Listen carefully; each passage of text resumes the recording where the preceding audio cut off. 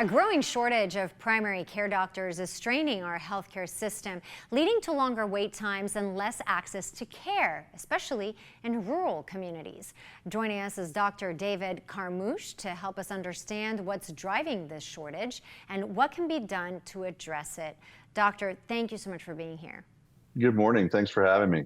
Pleasure to have you. So tell us, how dire is the primary care physician shortage in the U.S. and what are the latest numbers? Yeah, it's not a great story, unfortunately. There's about 100 million Americans today in this country that don't have access to high quality primary care, live in provider shortage areas, as we would call them. That's going to get worse over the next decade. There's a projection that we'll have nearly 90,000 too few physicians to meet the needs of communities over the next decade. So it's a big problem, and we're certainly working hard to try to solve it. Wow, those are some staggering numbers. Why is primary care such an essential part of our healthcare system? Yeah, it's just like it's the first stop along most journeys in healthcare, right? Most of us need a trusted source of care that we would start any kind of health journey on. If we have an acute problem, if we're sick, if we have a chronic disease like high blood pressure or diabetes, this is typically where we would go to get that care.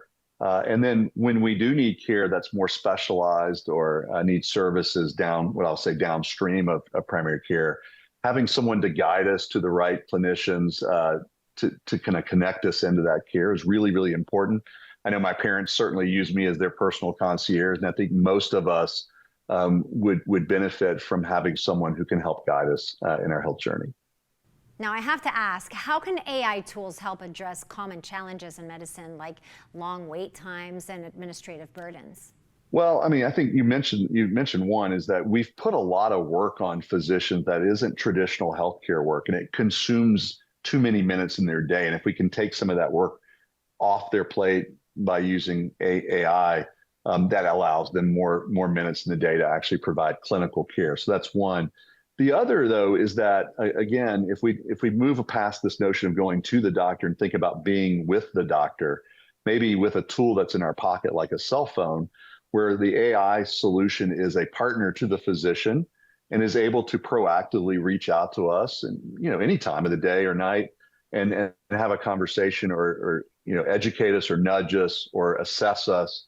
That's going to be kind of a game changer. And then when AI can sense that we are struggling or going off track, it can alert our physicians that, hey, we may need some attention. And that could be through a virtual visit or it could be through an in-person visit in the future. So I think that's kind of how primary care will be delivered in the future. And I think the rural communities will be the ones who will see the benefits of that most acutely because of the nature of the problems they face today.